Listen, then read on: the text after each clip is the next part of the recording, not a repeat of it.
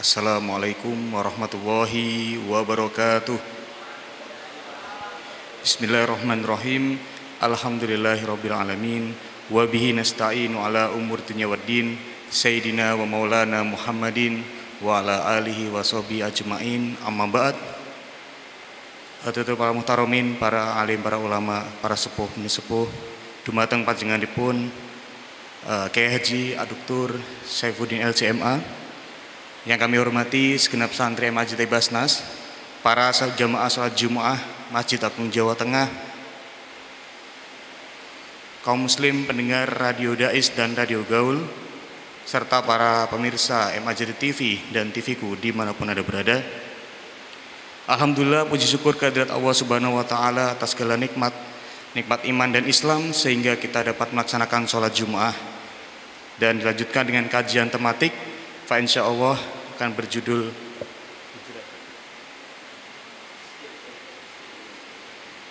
dengan tema konsep istri dalam Al-Quran. Untuk itu, sebelum kita buka, mari kita buka dengan baca umul kitab wali syafaati Rasulillah ala hadinya Al-Fatihah. A'udzubillahi minasyaitonirrajim. Bismillahirrahmanirrahim. Alhamdulillahirabbil alamin. Ar-Rahmanirrahim. Maliki yaumiddin. Iyyaka na'budu wa iyyaka nasta'in. Ihdinas siratal mustaqim, siratal ladzina an'amta 'alaihim ghairil maghdubi 'alaihim waladdallin. Baik jamaah yang kami hormati, bagi jamaah yang ingin bertanya bisa langsung bertanya kepada beliau, kayak kita Ustadz kita Saifuddin LCMA. Kemudian bagi para pendengar kaum muslim Radio Dais dan Radio Gaul serta para pemirsa TVku dan MAJ TV di mana Anda berada, bisa langsung bertanya di nomor WhatsApp kami di 0821 336 70.000. Sekali lagi di nomor WhatsApp kami di 0821 336 70.000. Baik, langsung saja kita simak bersama kajian tematik pada Jumat siang kali ini bersama beliau Kyai Haji Aduktur Saifuddin LCMA. Kepadanya dipersilakan. Tafadhol Ustaz. Assalamualaikum warahmatullahi wabarakatuh. Bismillahirrahmanirrahim. Alhamdulillahirabbil alamin wa bihi nasta'inu ala umuri dunya waddin. Wassalatu wassalamu ala asyrafil anbiya'il mursalin sayyidina wa maulana Muhammadin wa ala alihi wa sahbihi ajma'in. Rabbi shrah li sadri wa yassir li amri wahlul 'uqdatam min lisani yafqahu qawli. Amma ba'du. Hadirin jemaah kajian tafsir tematik Masjid Agung Jawa Tengah yang dimuliakan oleh Allah, baik yang ada di aula utama Masjid Agung Jawa Tengah, para pendengar setia Radio Dais, MAJ TV, TVku dimanapun Anda berada. Pada kesempatan kali ini kita akan mengangkat tema yaitu konsep istri di dalam Al-Quran. Di sini akan kita bahas bagaimana Al-Quran berbicara tentang istri. Dalam konteks apa saja Al-Quran berbicara tentang istri. Kemudian yang kedua yaitu diksi atau lafaz yang digunakan oleh Al-Quran untuk memberikan makna istri itu apa saja. Ini dan setelah tema ini insyaallah kita akan mengangkat tema yaitu tentang anak di dalam Al-Quran, suami di dalam Al-Quran dan seterusnya dan seterusnya.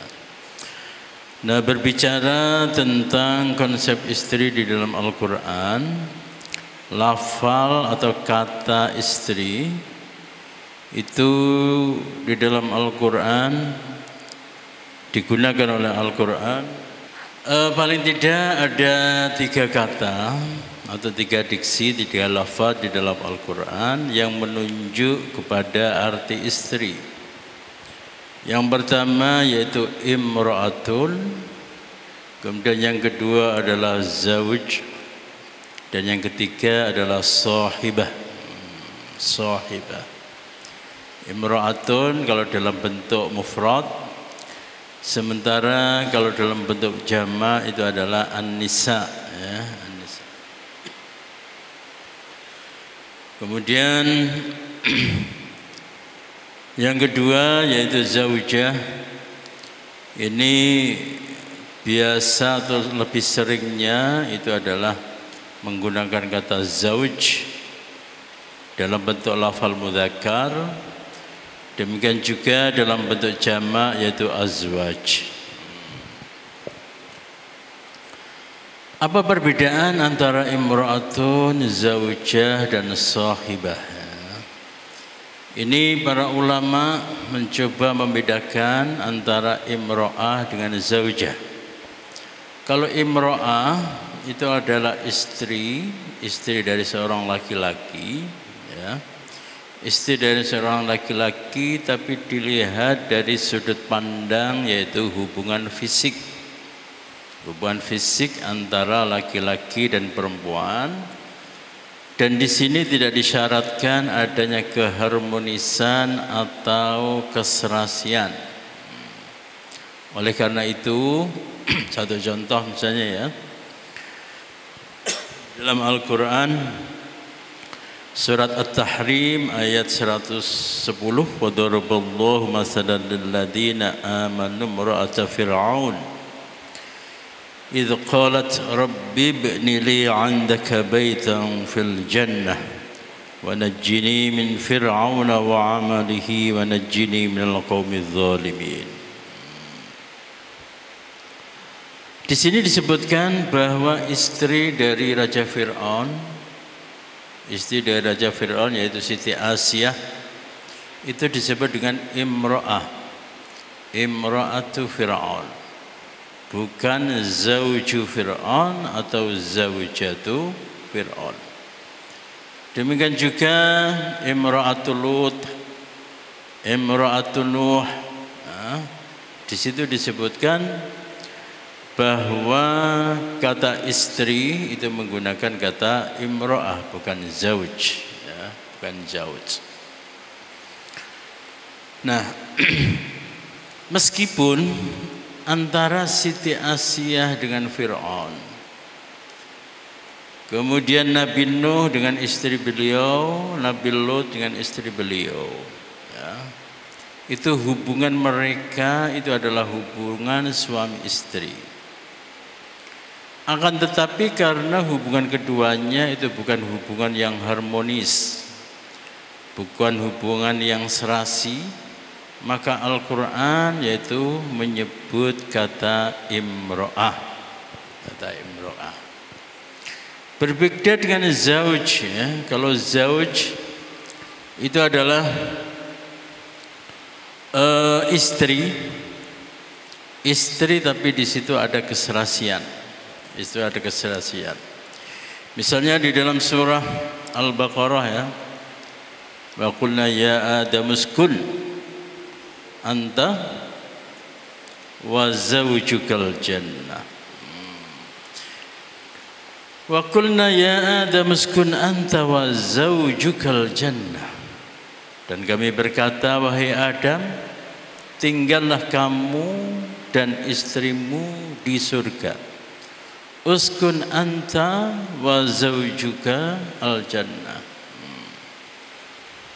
Tidak disebutkan uskun anta wa imra'atuka. Kenapa demikian? Karena hubungan antara Nabi Adam dengan istrinya yaitu Siti Hawa itu adalah hubungan yang harmonis, hubungan yang serasi. Oleh karena itu Al-Quran memilih yaitu dengan kata zauj. Dan perlu diketahui bahwa meskipun di situ dalam bentuk lafadznya adalah lafadz mudzakkar yaitu zauj, akan tetapi artinya itu adalah istri. Istri. Dan ini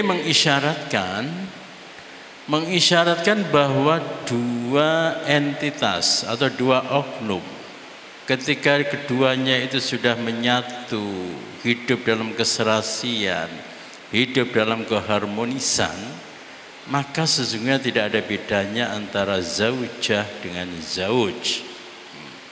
Meskipun disebut zauj itu juga zaujah, meskipun disebut dengan zaujah itu juga zauj. Di samping bahwa kata zauj itu sendiri itu artinya adalah pasangan, yang dalam hal ini lebih cenderung kata zauj itu adalah sebagai masdar, ya, bukan sebagai oknum atau sebagai syakhs, ya, sebagai pribadi. Secara umum, perbedaan antara imro'ah dengan zauj itu adalah semacam itu. Jadi imro'ah itu adalah untuk hubungan suami istri, hanya saja hubungan suami istri ini tidak benar-benar ideal. Nah, yang menarik adalah ketika istri dari Nabi Zakaria, ya, misalnya tersebut di dalam surah Maryam. Coba kita lihat, ya. Di dalam surah Maryam.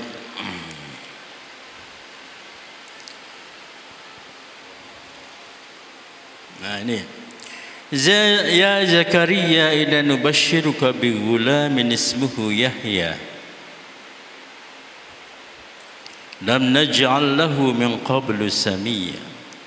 Qala rabbi anna yakunu li ghulam wa kanat imra'ati 'akira wa qad balaghtu minal kibari 'atiyya.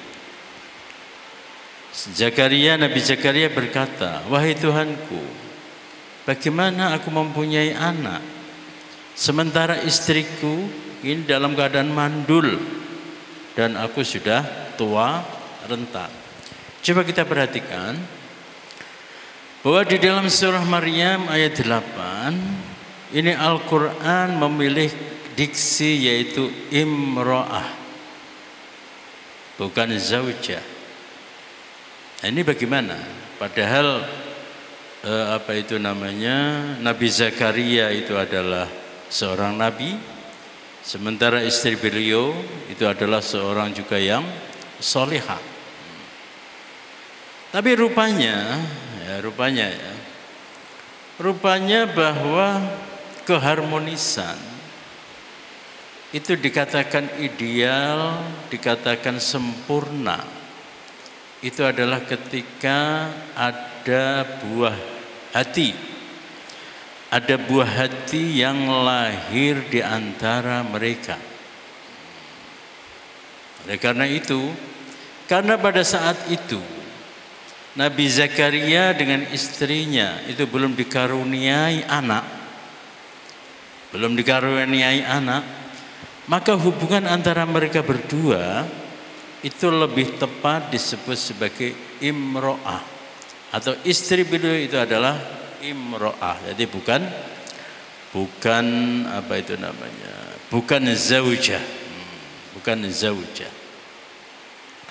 Demikian juga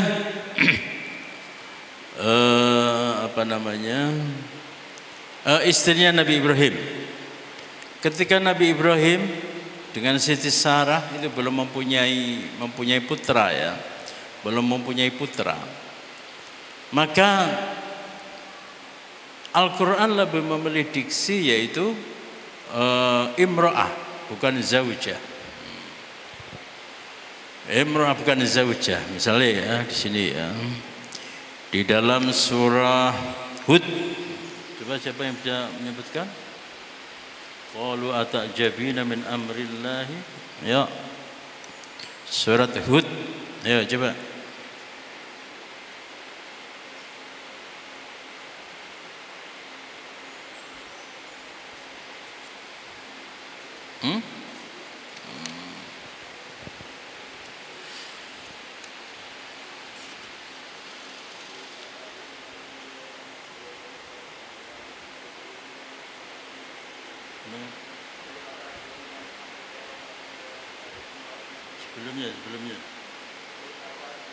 Ayat sebelumnya, baris pertama.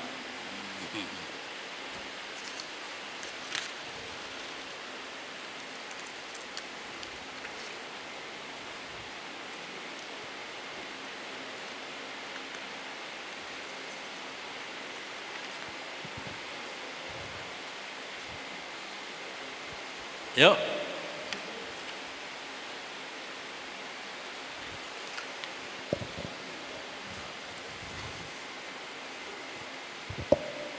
Sudah ketemu? Yo, bukan apa.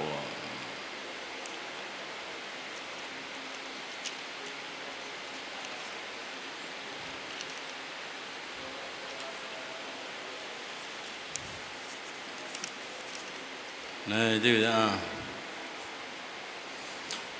Wa mar'atuhu qa'imah sebelumnya ya. Wa mar'atuhu ya baca. Ayo sobat. Wa mar'atuhu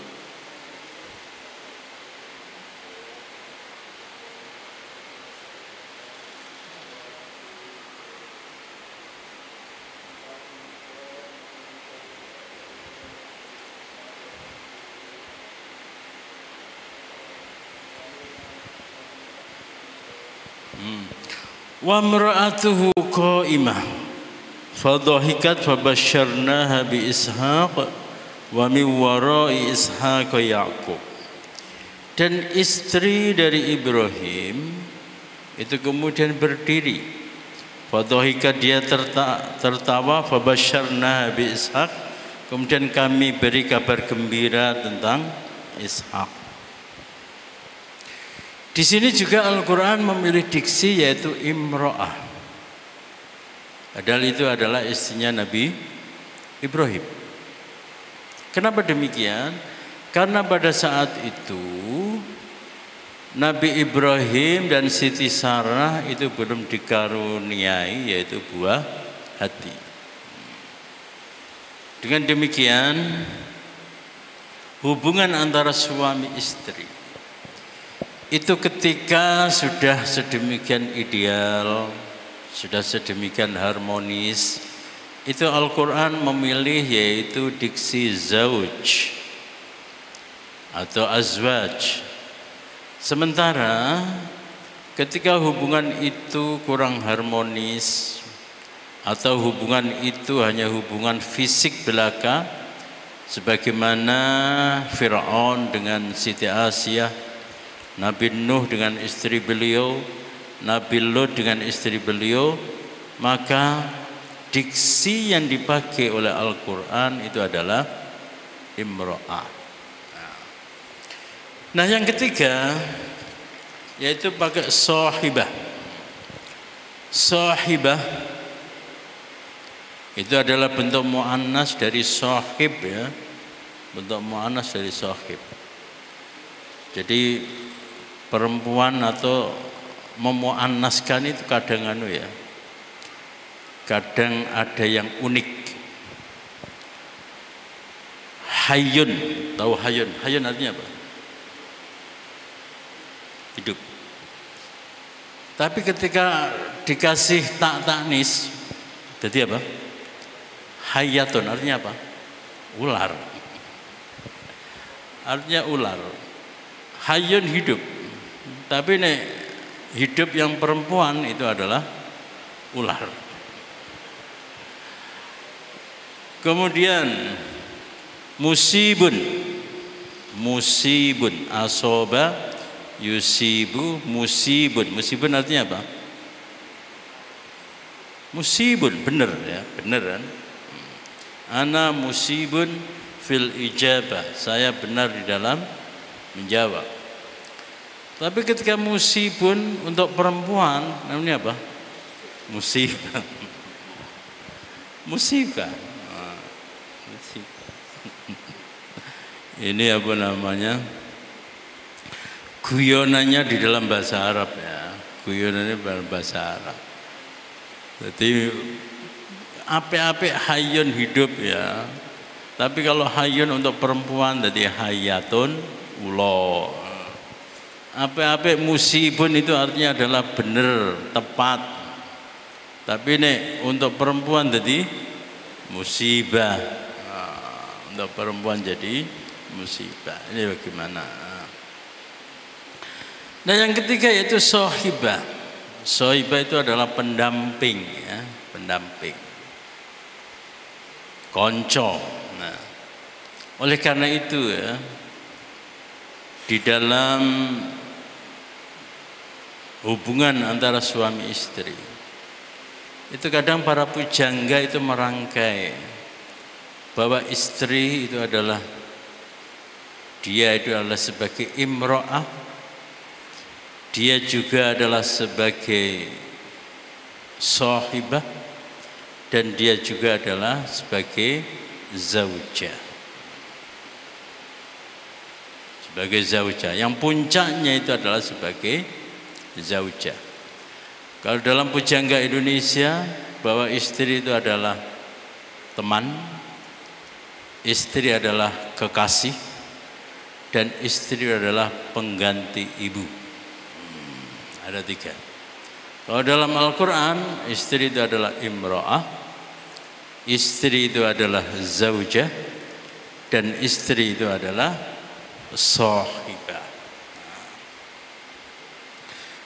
Kita akan menelusuri masing-masing, yaitu dari imro'ah, kemudian zaujah, dan sahibah. Yang pertama-tama kita akan membahas yaitu tentang penggunaan lafal imro'ah di dalam Al-Quran. Yang pertama, bahwa imro'ah yang mempunyai makna istri itu digunakan di dalam Al-Quran, yaitu dalam konteks warisan, sebagaimana tersebut di dalam surah An-Nisa ayat 7. Surat An-Nisa ayat 7, bagaimana bunyinya? Surah An-Nisa ayat 7.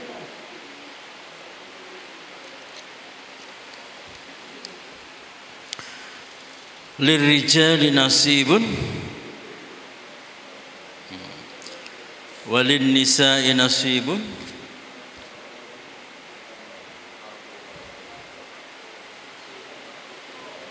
terus.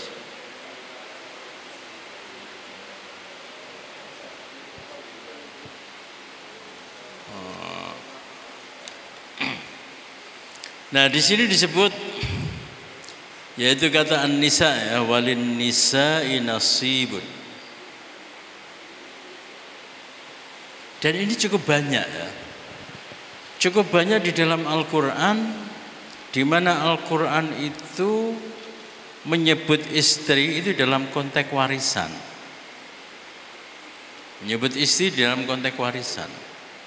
Paling tidak itu di dalam An-Nisa ayat 7, ayat 11, ayat 12, dan ayat 19. Ini menunjukkan apa? Menunjukkan bahwa Al-Quran menunjukkan bahwa Islam, ya, itu mempunyai perhatian yang besar terkait perempuan, terkait istri di dalam urusan warisan. Banyak juga ini ayat yang disebut di dalam Al-Quran. Ini berbeda dengan kebudayaan Yunani kuno, kebudayaan Romawi kuno, atau kebudayaan Arab jahiliyah. Boro-boro, ya, boro-boro istri itu mendapatkan warisan. Justru istri itu adalah diwaris. Jadi kalau kamu punya ayah, ya, nikah lagi, kemudian ayahmu meninggal misalnya, ya, maka istri muda dari ayahmu itu bisa kamu warisi. Itu zaman jahiliyah, ya, zaman jahiliyah semacam itu. Zaman jahiliyah semacam itu. Tapi di zaman Islam, selama status si perempuan itu adalah istri dari seorang laki-laki, maka dia mempunyai hak untuk mewaris. Ini coba kita lihat, ya, dalam kalimatnya, ya. Lirrijali nasibun. Ini kalau dalam balaghah, ya, ini uslubnya itu kan apa namanya? Khobar muqaddam. Lirrijali khobar, nasibun adalah mubtada. Dan dengan ungkapan yang sama, walin nisa'i nasibun. Walin nisa'i nasibun. Sama persis. Uslubnya sama, yaitu khobar mubtada. Juga pakai lam litamlik. Beda kalau misalnya ya rilijali nasibu mimma tarakal walidani wal aqrabun. Kemudian wan nisa'u kadzalik. Itu beda. Tapi di sini di dalam Al-Qur'an surah An-Nisa ayat 7. Ya, Al-Qur'an itu menegaskan sebagaimana ririjali nasibun, maka lin nisa'i juga nasibun. Ini kalau zaman dahulu ya, zaman dahulu itu lompatan kebudayaan, lompatan peradaban yang luar biasa. Lompatan peradaban yang luar biasa itu. Bagaimana perempuan atau istri itu mendapatkan hak waris yang disebut secara sharih, secara nas di dalam Al-Quran. Ini sudah tidak ada takwil lagi ya. Sudah tidak ada takwil lagi. Kalau dalam usul fikih itu tingkatan segotnya itu adalah nas ya. Nanti kalau kamu belajar usul fikih ya, ada nas, ada zahir, ada muawwal. Nah, ini kata adalah nas. Tidak boleh ada istihad lagi bahwa perempuan atau istri itu mendapatkan warisan. Demikian juga di dalam surah An-Nisa ayat 11 ini juga. Fa in kunna nisaan fawqa tsnaini falahunna thulutsa ma tarak. Yusikumullahu fi auladikum lidzakari mithlu hadzil unsayain. Fa in lam yakul lahu waladun wa warithahu abawahu fali ummihi thuluts. Ayat 12, walakum nisfu ma taraka azwajukum.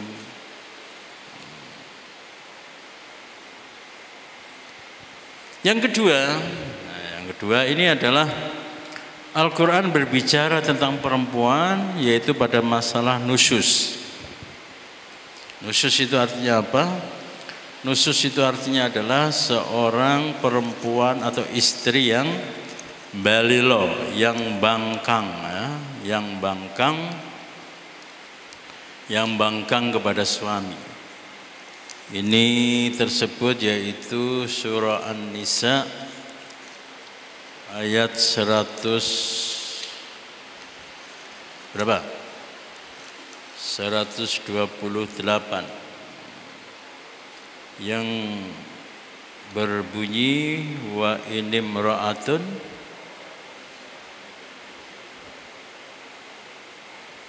Hendil wawancara.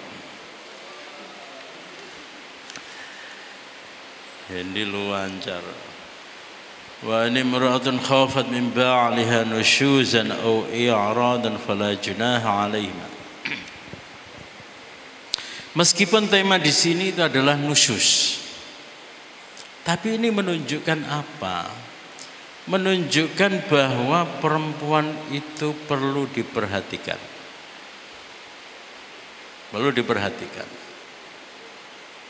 Dan yang menarik adalah bahwa adatus syartiyahnya di sini itu pakai in.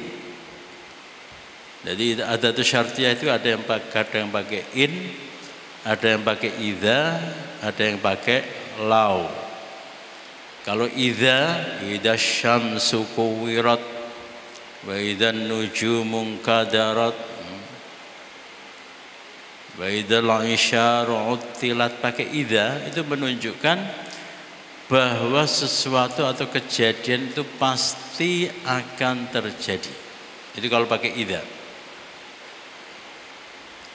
Tapi kalau pakai lau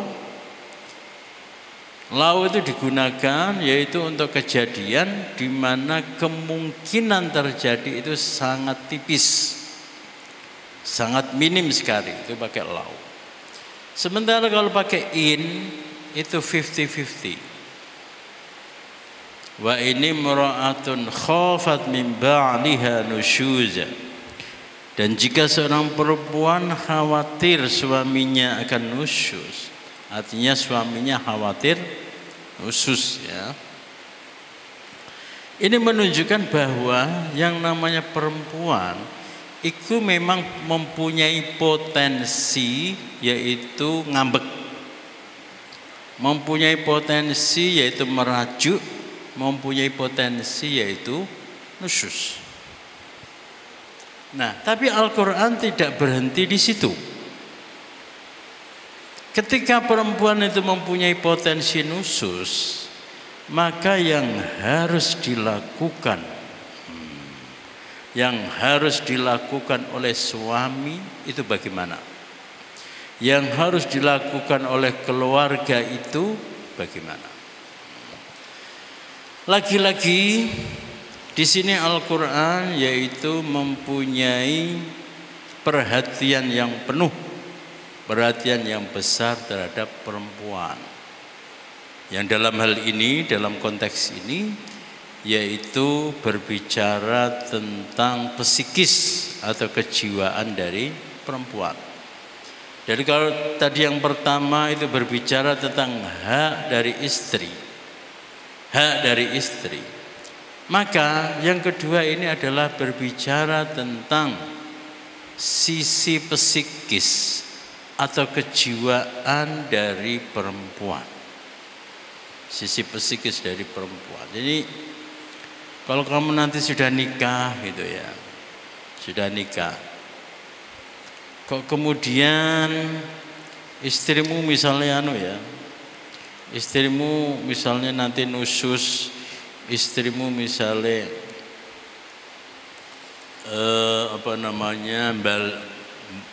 berot, istrimu ngambek misalnya, ya jangan kaget. Nanti kamu akan diwelehke karo suamimu. Loh Mas, jenengan mboten apal toh? Surat An-Nisa 128.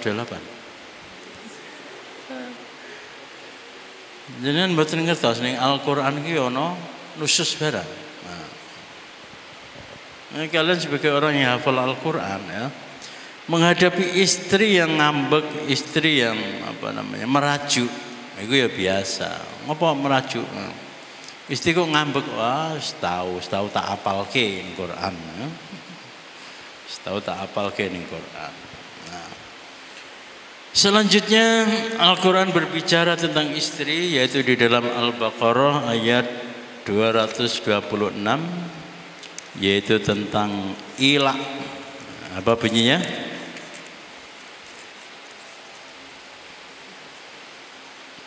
Lilladina yu'luna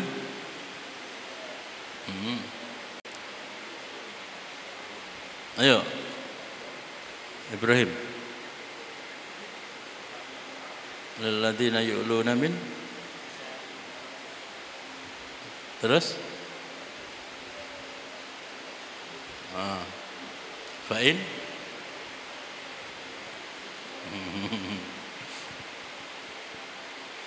lilladina yu'luna min nisa'ihim tarabbusu arba'ati ashhur fa in fa'u fa innallaha ghafurur rahim. Bagi orang-orang yang mengilak istrinya harus menunggu 4 bulan, kemudian jika mereka kembali kepada istrinya tersebut, maka sungguh Allah Maha Pengampun dan Maha Penyayang. Ilak ya, yaitu ketika suami sudah bersumpah tidak mau mengumpuli istrinya misalnya. Nah ini bagaimana? Ayat ini memberikan perlindungan kepada istri. Memberikan perlindungan kepada istri. Sebabnya apa? Sing jenenge wong Arab niku iku latah untuk mengucapkan kata cerai latah untuk mengucapkan wis tak tinggal kayak gitu-gitu kepada istri. Entah dia itu sebetulnya masih cinta atau tidak. Nah, apa laki-laki itu latah untuk mengucapkan semacam itu. Nah, di sini Al-Qur'an itu memberikan perlindungan. Karena apa? Karena pada zaman dahulu orang-orang jahiliyah dan sebagian sahabat ya, itu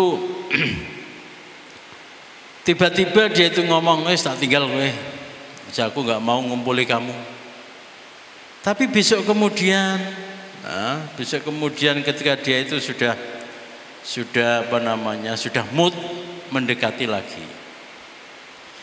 Nah, Al-Qur'an memberikan hak perlindungan kepada istri. Enak aja wingi nusu-nusu saiki nyanak-nyanak ya. Wingi mahmoh saiki njolak-njaluk ora itu. Wingi mahmoh saiki njolak-njaluk, wingi jare kapok-kapok saiki meneh ya. Nah, Al-Qur'an memberikan perlindungan kepada istri. Meskipun dia itu istri, tapi dia juga mempunyai hak. Makanya di sini tarabbusu arba'ati asyhur. Jadi kalau ada laki-laki atau suami itu ketoke wis mohmon karo istri, kemudian esuke kok nyedak-nyedak, maka menurut peraturan tunggu 4 bulan. Tunggu 4 bulan. Loro atiku durung mari. Tunggu 4 bulan. Aku mau menunggu keseriusanmu. Selanjutnya yaitu tentang talak, yaitu Al-Baqarah 231, 232 dan 236. Al-Baqarah 231, 232 dan 236. Bagaimana bunyinya? Wa idza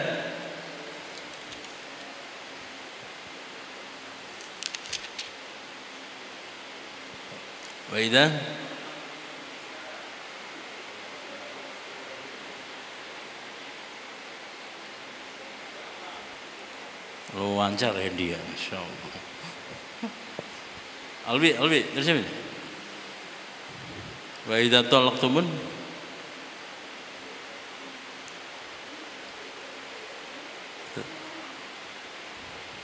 wis lancar kabeh. Ini juga memberikan perlindungan kepada istri. Jadi lagi-lagi Al-Qur'an itu memberikan perlindungan, menghormati istri.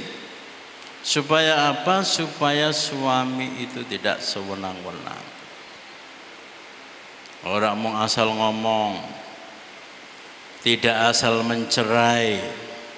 Tapi di sini jelaskan, dan apabila kamu menceraikan istri-istri kamu, lalu sampai akhir iddahnya, maka tahanlah mereka dengan cara yang baik, atau ceraikanlah mereka dengan cara yang baik pula.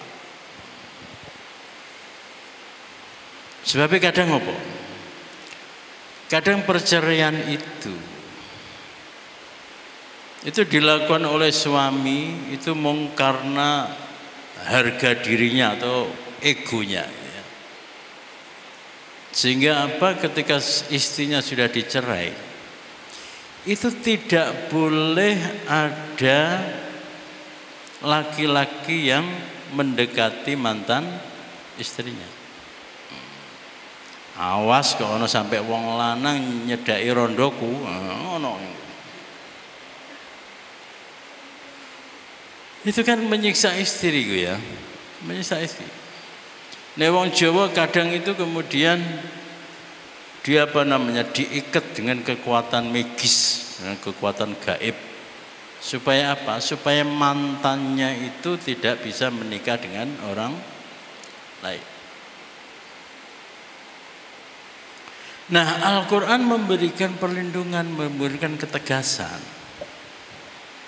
Hei wong-wong lanang, kalau kamu itu menceraikan istrimu dan iddahnya sudah selesai, sing jelas iki mbek kawin meneh, mbek rujuk apa mbek culke supaya ndekne iku nikah karo wong lanang liya. Ini dalam masa itu ya, dalam masa penurunan ayat. Ini adalah sebuah lompatan yang sangat besar. Jadi meskipun cerai itu adalah abghadul halal indallah at-thalaq. Cerai itu adalah sesuatu yang paling perkara halal yang paling dibenci oleh Allah.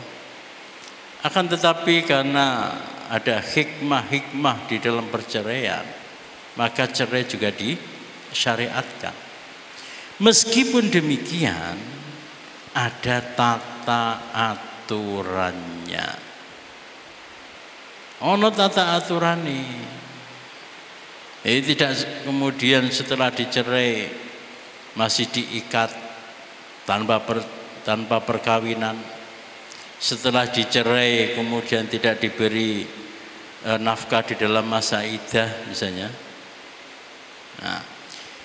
Nah, lagi-lagi di sini menunjukkan bagaimana Al-Quran berbicara tentang istri yang sampai pada Al-Baqarah ayat 231, 232 dan 236. Ini menunjukkan bahwa Al-Quran itu sangat memperhatikan perempuan. Al-Quran memberikan perlindungan kepada Al-Quran memberikan perlindungan kepada istri, sangat memperhatikan istri. Dan ini bagaimana Al-Quran berbicara tentang mahar, kemudian hubungan suami istri dan seterusnya. Nanti kita akan teruskan di minggu depan insya Allah. Pertanyaan? Ada? Silakan.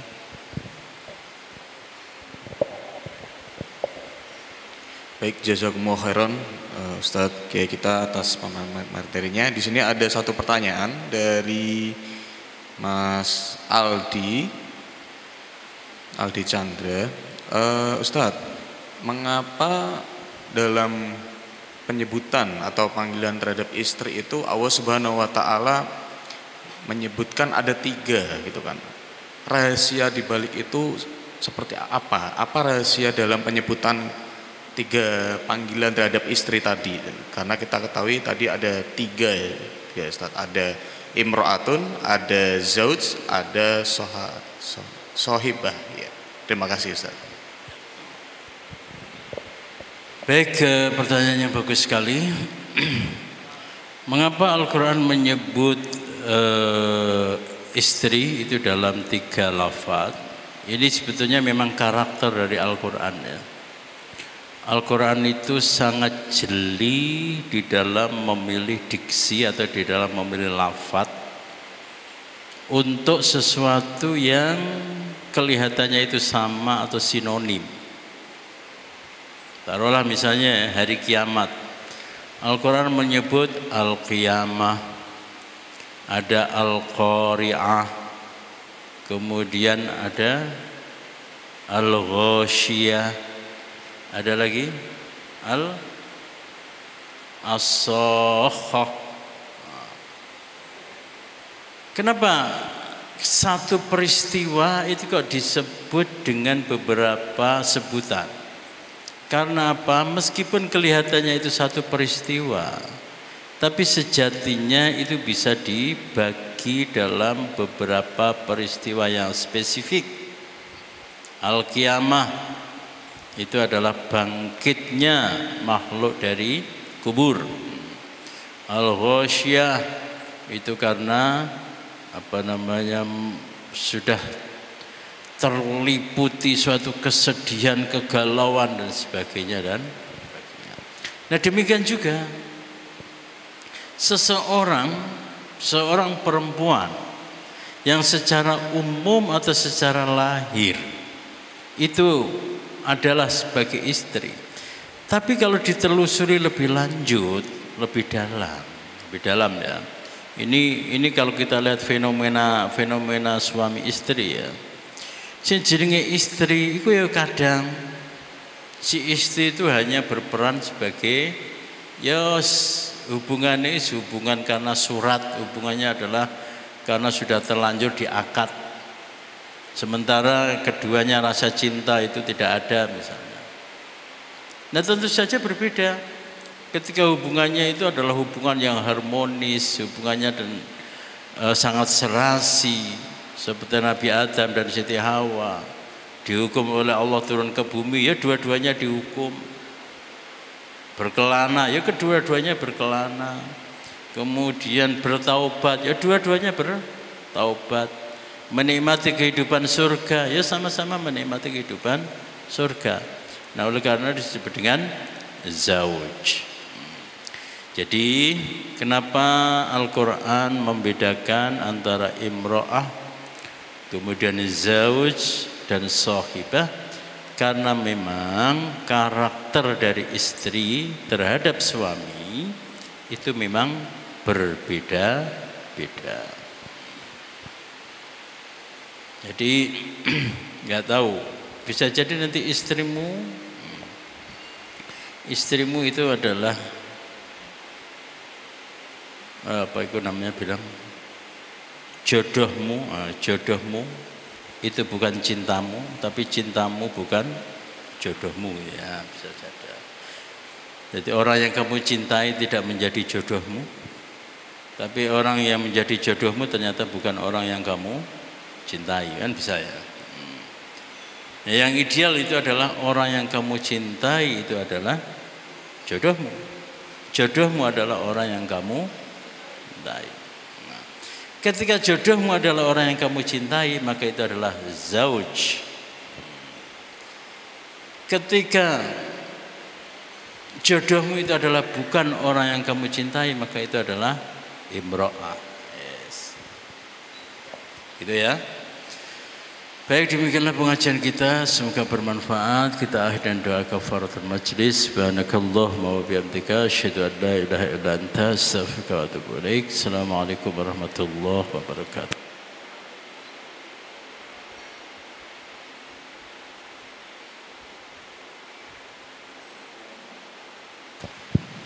Demikian kajian tematik pada siang hari ini. Jazakumullah khair atas segala paparan materi dari Al-Ustaz Kiai Haji Saifuddin LCMA. Sampai jumpa di kajian berikutnya. Wassalamualaikum warahmatullahi wabarakatuh.